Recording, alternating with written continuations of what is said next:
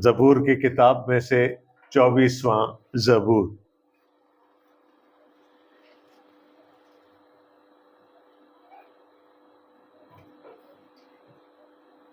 خداوند کے کلام میں لکھا ہے کہ یہ داؤد کا مزمور ہے۔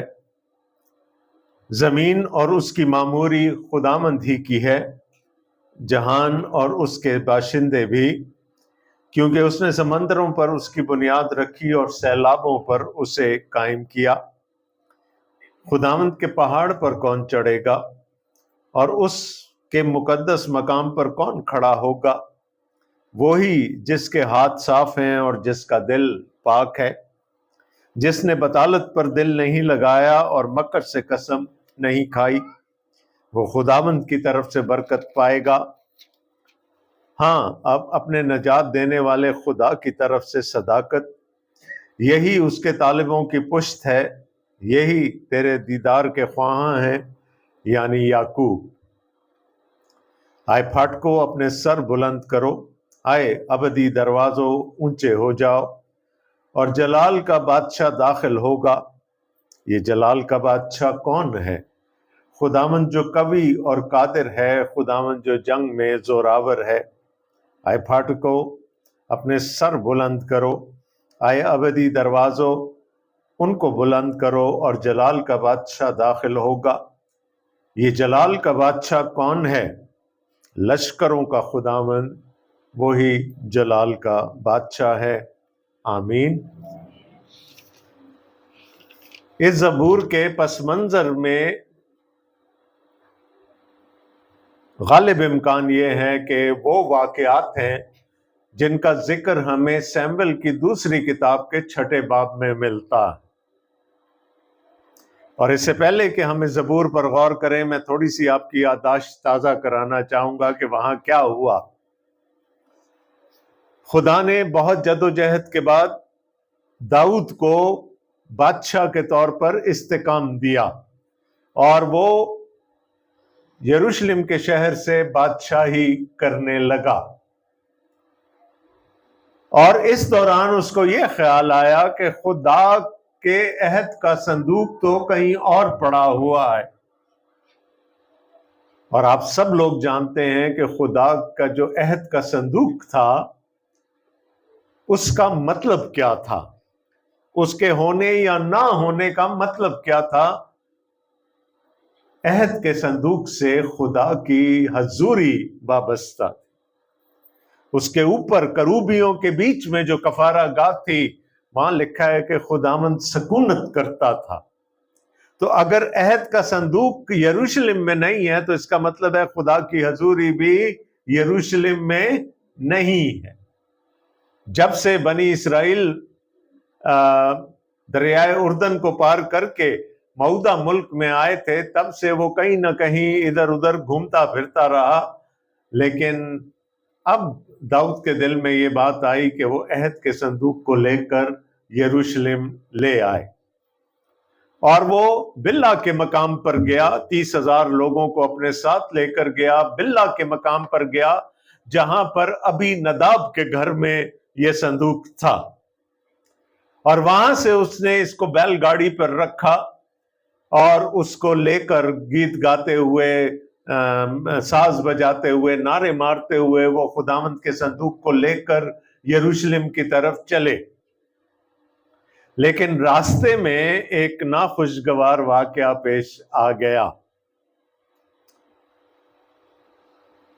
ان بیلوں نے جو خداوند کے عہد کے صندوق کی اس گاڑی کو کھینچ رہے تھے، ٹھوکر کھائی، اور جیسی ہی ٹھوکر کھائی تو وہاں جو پیچھے ایک شخص چل رہا تھا جس کا نام عزا تھا، اس نے یہ سوچا کہ کہیں خداوند کے عہد کا صندوق نیچے نہ گر جائے، اور اس نے اس کو سنبھالا دینے کے لیے اپنے ہاتھ بڑھائے۔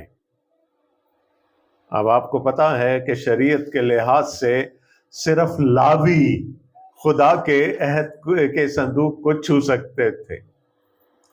جب اس نے ایسا کیا تو لکھا ہے کہ خداوند بھڑک گیا اور اس کو وہیں پر مار دیا، تو عزا مر گیا۔ وہ ساری خوشی ان کی دھری کی دھری رہ گئے۔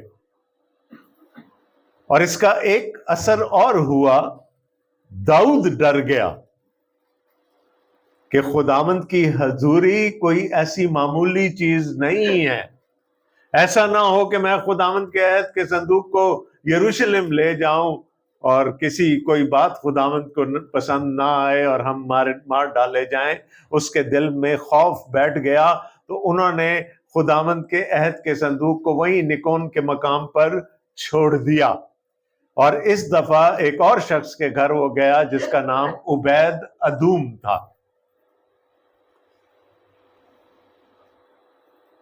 لیکن 3 مہینے کے بعد داؤد کو خبر ملی کہ خدا نے عبید ادوم اور اس کے گھرانے کو بڑی برکت دی۔ تو اس کو پھر ڈھارس ہوئی، اس نے کہا کہ اب لے آنا چاہیے خداوند کے عہد کے صندوق کو، اور وہ پھر گیا اور اپنے ساتھ پورا گروہ لے کر گیا، اور انہوں نے عبید ادوم کے گھر سے نکون کے مقام سے اس کو اٹھایا اور وہ اس کو یروشلم کی طرف لے کر چلے۔ اور لکھا ہے کہ جب اٹھانے والوں نے ابھی 6 قدم ہی لیے تھے، داؤد نے قربانی گزرانی، بیل قربان کیا، اور یوں ناچتے گاتے ہوئے، لکھا ہے کہ بالکل بے خود ہو کر داؤد ناچ رہا تھا۔ وہ خوشی کے مارے نعرے مارتے ہوئے، گیت گاتے ہوئے اس عہد کے صندوق کو یروشلم تک لے کر آئے۔ تو یہ بیک ڈراپ ہے، یہ پس منظر ہے اس زبور کا۔ آئیے اب ہم زبور کو دیکھتے ہیں۔ زبور کو ہم 3 حصوں میں تقسیم کر سکتے ہیں، اور تینوں جگہیں جو ہیں وہ جغرافیائی ہیں۔ تو جو ڈویژن ہے اس کو ہم اس دفعہ جغرافیائی طور پر لے کر چلیں گے۔ پہلی 2 آیتوں میں زبور نویس یعنی داؤد پوری زمین کا ذکر کرتا ہے۔ پھر جب ہم آگے آتے ہیں اور 3 آیت سے 7ویں آیت تک دیکھتے ہیں ہم، تو وہاں پر ہمیں ذکر ملتا ہے ایک خاص مقام کا، ایک خاص پہاڑ کا، جس کو خداوند کا پہاڑ کہا گیا ہے، 3 آیت سے 6 آیت تک۔ اور پھر 7ویں آیت سے لے کر باب کے آخر تک ہمیں یروشلم کے پھاٹکوں کا ذکر ملتا ہے۔ تو یوں دیکھیں جیسے فنل ہوتی ہے نا، کیف، یہاں سے شروع کیا، اس نے کہا پوری زمین سے وہ ہمیں لے کر آتا ہے ایک خاص پہاڑ تک، اور پھر اس خاص پہاڑ سے وہ ہمیں لے کر جاتا ہے اس شہر کے پھاٹکوں تک۔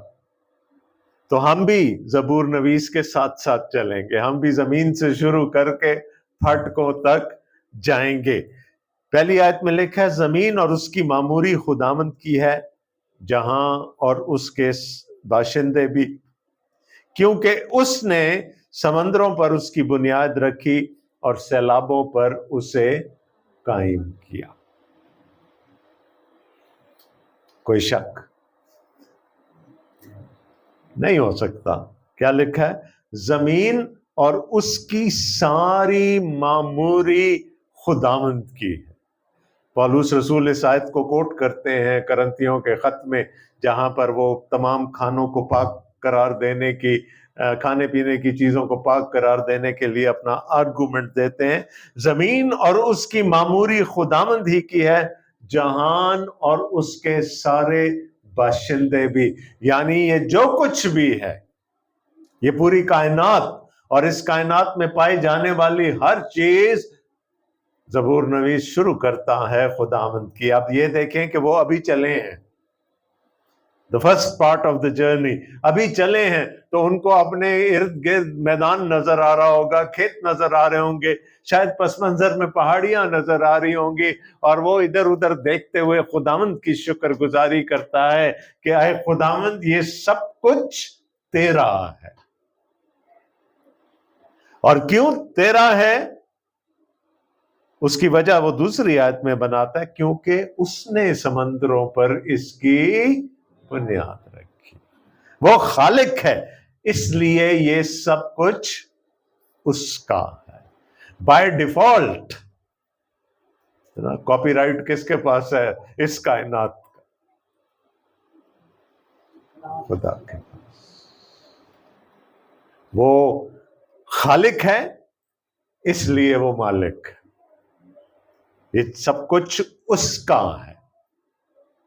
اور وہ شروع میں ہی، یعنی جہاں سے اپنا سفر وہ شروع کرتا ہے، وہ کہتا ہے زمین اور اس کی ساری معموری خداوند ہی کی ہے۔ دوسری آیت تھوڑی سی شاعرانہ ہے، سیلابوں پر بنیاد رکھنے والی، کیونکہ اس نے سمندروں پر اس کی بنیاد رکھی اور سیلابوں پر اسے قائم کیا۔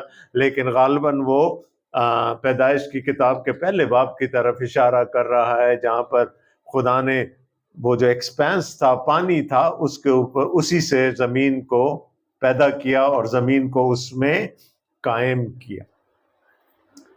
تو ابھی ہم کون سے والے سٹیج پر ہیں؟ اس بڑے سٹیج پر، جہاں پر وہ ہر چیز کو دیکھ رہا ہے، آسمان کو دیکھ رہا ہے، زمین کو دیکھ رہا ہے، ہر چیز اس کو نظر آ رہی ہے، اور وہ کہتا ہے زمین اور اس کی ساری معموری خداوند کی۔ اور پھر وہ فوکس اب غالباً چلتے چلتے وہ کوہ سیون کے، جہاں سے کوہ سیون کے لیے چڑھائی شروع ہوتی ہے، وہاں پہنچ گئے۔ اب اس کی آنکھوں کے سامنے وہ پہاڑ ہے جس پر چڑھ کر اس کو یروشلم تک جانا۔ پتا ہے نا کوہ سیون کا، جس پر یروشلم قائم ہے، لیکن اس کی بھی ایک تاریخ ہے۔ یہ پہلے موریا کی پہاڑیاں تھیں، اور یہاں پر ابراہم اپنے بیٹے کو قربان کرنے کے لیے لے کر گیا تھا، وہ مذبح وہیں پر بنا تھا۔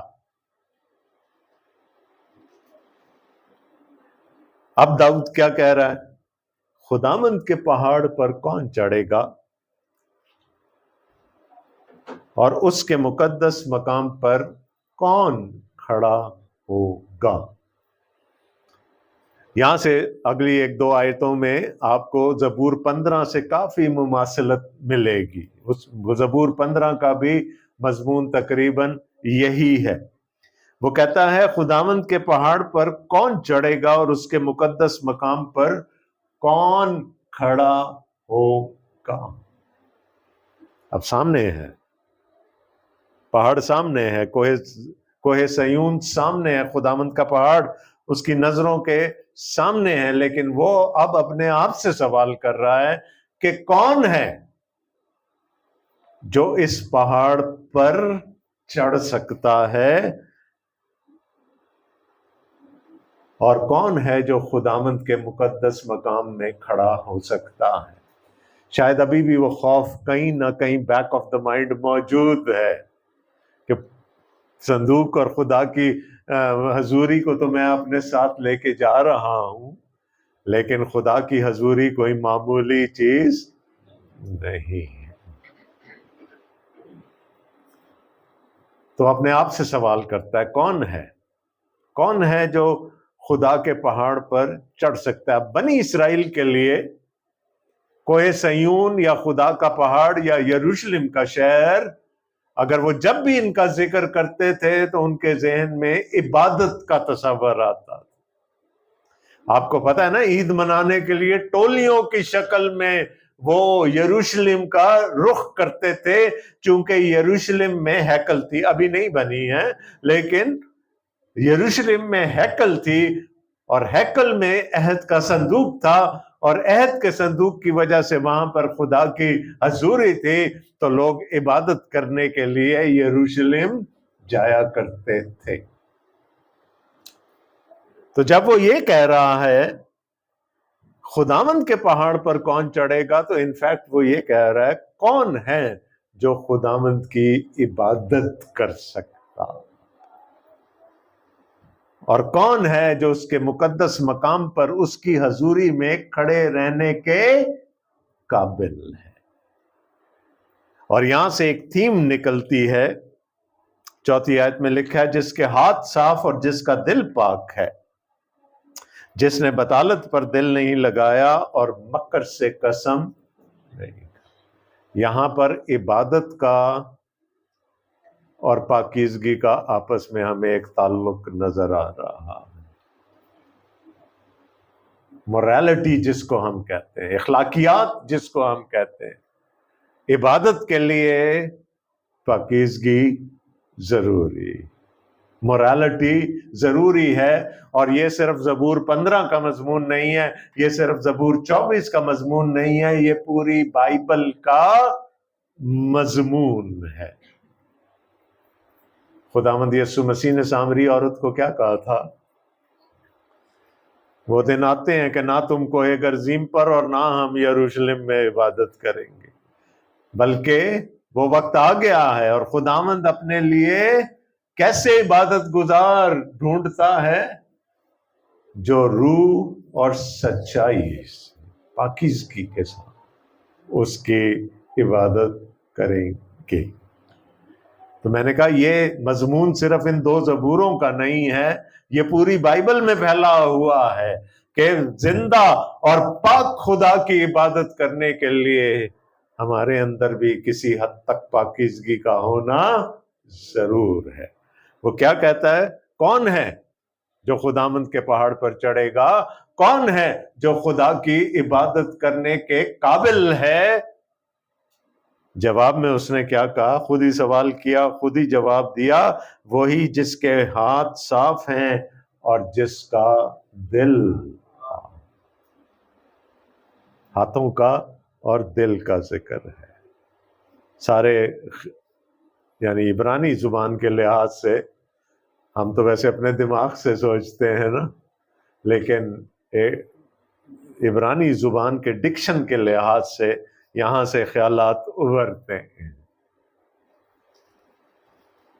تو وہ کہتا ہے جس کا دل پاک، یعنی اس کے خیالات پاک ہیں، کیونکہ ساری برائی شروع ہوتی ہی خیالات سے ہے۔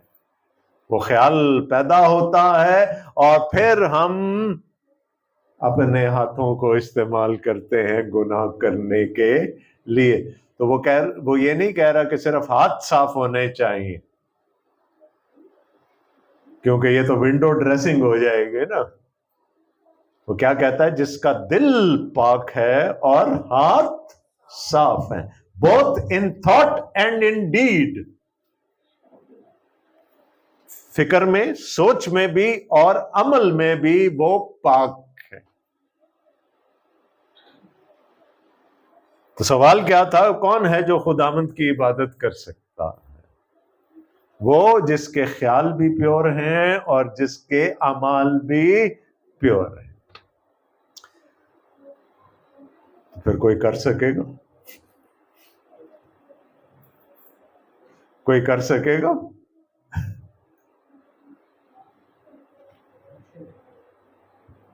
مشکل ہے نا۔ کتنے کو خیال اپنے پاک کر لیں گے؟ اختیار ہے؟ نہیں ہے۔ تو یہ تو بڑی مشکل پیدا کر دی داؤد نے ہمارے لیے۔ لیکن اگلی آیت کا اگلا حصہ پڑھیں تو شاید چیزیں اور کلیئر ہو جائیں گی۔ جس نے بطالت پر دل نہیں لگایا اور مکر سے قسم نہیں کھائی۔ بطالت کا مطلب ہے یہاں پر غیر معبودوں سے دل نہیں لگایا۔ وہ اس کے ہاتھ صاف ہیں اور اس کا دل پاک ہے جو اپنے خداوند پر مکمل کامل بھروسہ رکھتا ہے، جو کسی اور کی طرف نہیں دیکھتا، جس کا دھیان صرف اور صرف اپنے خداوند پر ہی ہے، اسی سے مانگتا ہے، اسی سے پاتا ہے اور کسی اور کے سامنے ہاتھ نہیں پھیلاتا۔ اگر صرف آیت کا پہلا حصہ چھوڑ دیا جاتا تو بڑی مشکل ہو جانی تھی۔ ابھی تھوڑی دیر پہلے ہم نے اشعیا ربانی منائی، اب آپ دیکھیے گا، صبح آپ اپنے اپنے گھروں سے چلے، داؤد بھی عبید ادوم کے گھر سے چلا، نکون کے مقام سے چلا، آپ خداوند کے گھر میں آئے، اس چرچ میں آئے، ٹھیک ہے، خداوند کے پہاڑ پر پہنچ گئے، اب پھر آپ خداوند کی میز پر آ گئے۔ ایسا ہی ہوا نا؟ لیکن خدا کے کلام نے کیا کہا پہلے ہمیں؟ کہ کوئی نامناسب طریقے سے میری میز تک نہ آئے، آدمی اپنے آپ کو آزما لے۔ morality and worship go together۔ پاکیزگی اور عبادت کا چولی دامن کا ساتھ، بغیر پاک ہوئے ہم عبادت نہیں کر سکتے۔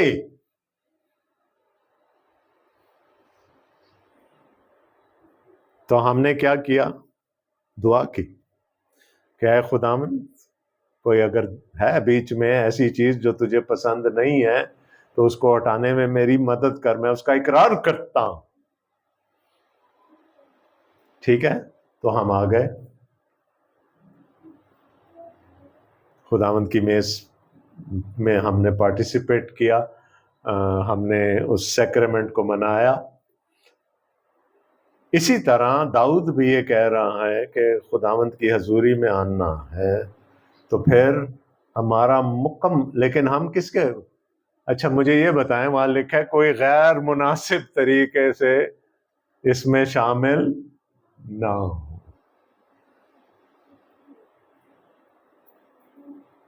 ہو سکتے ہیں مناسب طریقے سے شامل؟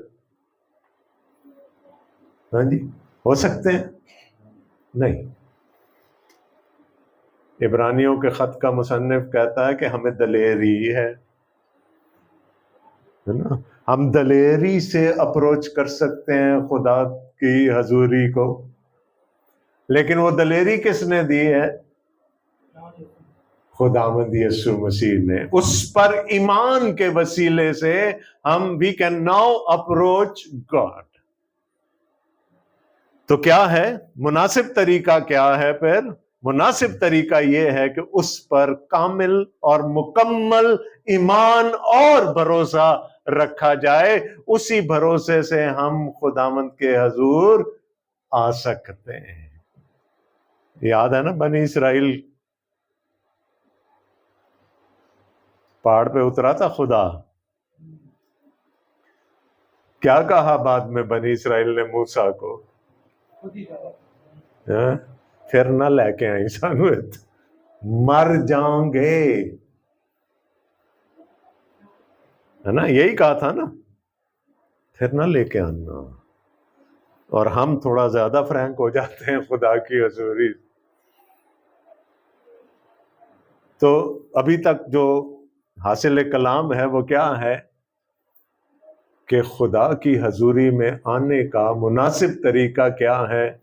کامل بھروسہ، کامل ایمان، ورنہ پھر نہ میں نہ آپ، ہم میں سے کوئی بھی اس قابل نہیں ہوگا کہ خدا کی حضوری میں آ سکے۔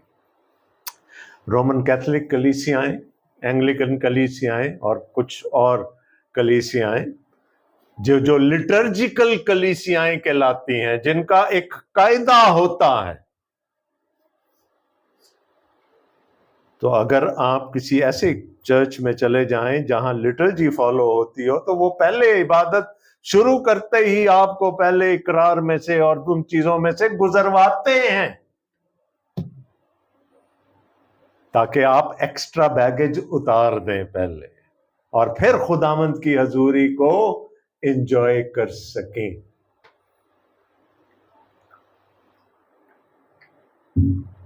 کچھ ایئر لائنز جو ہیں وہ بڑی اسٹرکٹ ہوتی ہیں بیگیج الاؤنس کے معاملے میں۔ اگر انہوں نے آپ کو کہا نا کہ ایک پیسنجر 25 کلو گرام وزن اپنے ساتھ لے جا سکتا ہے، تو 26-27 اگر ہو گیا تو یا تو کہیں گے یا اس میں سے کچھ نکال کے جو آئے ہوئے چھوڑ دیں ان کو دے دیں، یا کسی دوسرے بیگ میں ڈال لیں، یا پھر اس کے پیسے ہمیں دیں، اور وہاں پھر وہ جو جتنے پیسے دینے پڑتے ہیں نا وہ اچھے خاصے ہوتے ہیں۔ تو ایئر لائنز آپ کو ایکسٹرا بیگیج لے جانے نہیں دیتے۔ ہمیں بھی خداوند کی حضوری میں آنے کے لیے ایکسٹرا بیگیج اپنی جوتیوں کے ساتھ دروازے کے باہر چھوڑ کے آنا چاہیے۔ دیکھ لیں کندھے پہ کیا کیا بوجھ لے کے پھر رہے ہیں، اور بہتر ہے کہ اس کو دروازے کے باہر اتار دیا جائے، ورنہ ورشپ تو ہوگی، اس کا فائدہ نہیں ہوگا۔ زندہ پاک خدا کی حضوری میں آنے کے لیے ہمیں اپنا ایکسٹرا بیگیج اتارنا ہوگا۔ وہ خداوند یسوع مسیح نے ایک تمثیل دی تھی نا، ٹیچنگ تھی، ایک تنگ دروازہ ہے، ایک کشادہ دروازہ، لیکن جو زندگی تک لے کر جاتا ہے وہ کیسا ہے؟ تنگ ہے۔ اس میں سے صرف آپ گزر سکتے ہیں، سوٹ کیس اور بیگ پیک نہیں گزریں گے، وہ چھوڑنے پڑیں گے، سامان چھوڑنا پڑے گا، ادروائز آپ بھی نہیں گزر پائیں گے اس دروازے میں سے۔ تو یہی ہے کہ جب ہم خدا کی حضوری میں آئیں، ہم اپنا ایکسٹرا بیگیج، ایکسس بیگیج اتار دیں۔ اور 5ویں آیت میں یہی کچھ لکھا ہے، وہ خداوند کی طرف سے برکت پائے گا۔ کس امید سے آئے ہیں چرچ؟ برکت پانے آئے ہیں۔ برکت لے کے جائیں گے؟ برکت وہی لے کے جائے گا جس کے ہاتھ صاف اور دل پاک، جو پراپر طریقے سے خدا کی عبادت کرنے کے لیے آیا ہے۔ ہاں، اپنے نجات دینے والے خدا کی طرف سے صداقت، وہی پائے گا برکت، اور وہی پائے گا صداقت جو کہ جس کے ہاتھ صاف اور دل پاک ہے، جس نے اپنا ایکسس بیگیج اتارا ہے خداوند کی حضوری میں آنے سے پہلے۔ نہیں ملے گی برکت اگر ہم وہ سارا بوجھ اپنے ساتھ اندر لے کر آتے ہیں، اپنے آپ کو فراش کرنا۔ میری کچھ بہنیں ہیں، میں ہر سنڈے جب بھی آتا ہوں میں دیکھتا ہوں وہ آ کے سجدے میں گر جاتی، اپنے آپ کو خداوند کے سامنے فراش کر دے، اور شاید وہ دل میں یہی اقرار کرتے ہوں کہ ہم گناہگار ہیں، تو رحیم ہے، تو ہمارے گناہ معاف کرنے پر قادر ہے، لہٰذا ہمیں برکت دے، معاف کر، برکت دے۔ تو اب ہم چلے تھے کہاں سے؟ ساری زمین اور اس کی معموری خداوند کی ہے۔ ہم آ گئے کوہ سیون پر، اب وہ چڑھ رہے ہیں کوہ سیون پر۔ آخری چند میل کا جو سفر تھا وہ چڑھائی کا، لیکن اس سے پہلے 6 آیت بھی ہم دیکھ لیں، یہی اس کے طالبوں کی پشت ہے، یہی تیرے دیدار کے خواہاں ہیں، یعنی یعقوب، وہ جو جن کے دل پاک ہیں، جن کے ہاتھ صاف ہیں، جو خداوند پر مکمل بھروسہ رکھتے ہیں۔ وہ کہتے ہیں یہی ہیں جو تیرے دیدار کے طالب ہیں، اور انہی کو تو ملے گا۔ اب پہنچ گئے پھاٹک پر۔ آپ سب کو معلوم ہے کہ اس زمانے میں شہروں کے گرد فصیلیں ہوا کرتی تھی، بڑی چوڑی موٹی فصیلیں، اور اس میں دروازے ہوتے تھے شہر سے باہر جانے اور اندر آنے کے لیے۔ لیکن ایک دروازہ تھا جو صدر دروازہ کہلاتا تھا، جو بڑا ہوتا تھا، جہاں سے بادشاہ وغیرہ گزرا کرتے تھے۔ اب یہ ہوتا تھا سیکیورٹی کے لیے کہ کوئی انوانٹیڈ لوگ شہر میں داخل نہ ہو جائیں، تو پھاٹک بند رہتے تھے. ٹھیک ہے، اگر آپ پہنچے پھاٹک پر، آپ نے کھٹکھٹایا دروازہ، اندر سے سوال آتا تھا کون؟ آپ بتاتے تھے کہ آپ کون ہیں، ولد فلانا فلانا. اور شاید اس زمانے کا سیکیورٹی پروٹوکول یہ تھا کہ 2 دفعہ پوچھا جاتا تھا. آپ کو اپنی شناخت کرانی پڑتی تھی شہر میں داخل ہونے سے پہلے. اب کتنے لوگ گئے تھے عہد کا صندوق لے کر آنے کے لیے؟ پہلی دفعہ میں لکھا ہے 30,000، تو ہمارا گمان ہے کہ دوسری دفعہ بھی اتنے ہی لوگ گئے ہوں گے. اور ان لوگوں میں کون کون شامل ہے؟ داؤد ہے، بادشاہ وقت، اور اس کے جنرلز ہوں گے، اس کے وزیر ہوں گے، اور بہت سارے لوگ جن کو وہ اپنے ساتھ لے کر گیا تھا. اب لشکر پہنچ گیا ہے صدر دروازے پہ، بڑے دروازے پہ، اور باہر سے صدا لگائی جا رہی ہے، آئے پھاٹکو اپنے سر بلند کرو، آئے ابدی دروازوں اونچے ہو جاؤ. اے قدیم، ابدی ذرا لفظ کونوٹیشن ٹھیک نہیں، آئے قدیم دروازوں اونچے ہو جاؤ. تو اندر سے پوچھا گیا کون ہے؟ جواب کیا ہے؟ جلال کا بادشاہ داخل ہوگا. اندر سے سوال آیا، یہ جلال کا بادشاہ ہے کون؟ خداوند جو قوی اور قادر ہے، خداوند جو جنگ میں زورا. اچھا جی، یہ نہیں کہا گیا کہ داؤد آیا ہے، داؤد بن یسی آیا ہے جو بادشاہ ہے، اپنی فوج کے ساتھ آیا ہے، دروازے کھول دو. نہیں، بتایا کیا گیا کہ کوئی ہے جو داؤد سے بھی بڑا ہے، جو شہر میں داخل ہونا چاہتا ہے. جلال کا بادشاہ شہر میں داخل ہونا چاہتا. تو اب اندر سے کیوریاسٹی بڑی، یہ جلال کا بادشاہ ہے کون؟ کہا جو رب جو جنگ وچ ہے زورا، او بادشاہ جلال. آپ کو معلوم ہونا چاہیے کہ اس زمانے میں خدا سے میری مراد ہے دیوتا. ہر ایک قوم کے خدا اپنے فوج کے ساتھ لڑنے جایا کرتے تھے، ان کا بینر آگے ہوتا تھا، اور یہی سمجھا جاتا تھا کہ ان کا خدا ان کے بہاف پر لڑنے جا رہا ہے. اور اگر کسی کو فتح ہو جاتی تھی اور کسی کو شکست ہو جاتی تھی تو یہی کہا جاتا تھا کہ ہمارا خدا تمہارے خدا سے بڑا ہے جس نے تمہارے خدا کو شکست دے دی.